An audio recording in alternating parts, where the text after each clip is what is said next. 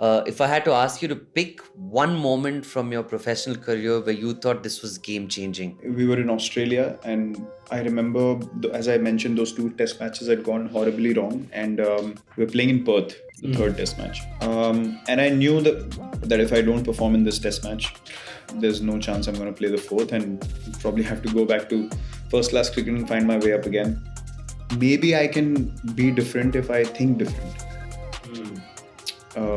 So I went into my own space, spent a lot of time just walking around by myself, sit in a coffee shop or whatever. I remember every time I stepped onto the bus or I went to a practice session, I always had music on, and I kept telling myself, I'd got 8 ODI hundreds by the time, and I kept telling myself, I'm good enough to play at this level, and if I can get 800s in ODI cricket, I can manage this as well.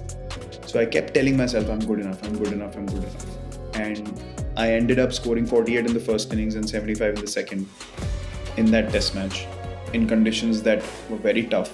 And I was the highest run getter in that test match for us.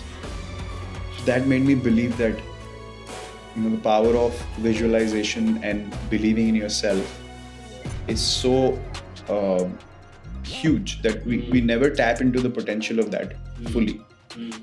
But it's only when you really put out all the distractions on the side and believe in yourself, you can do something which is not perceivable for people on the outside.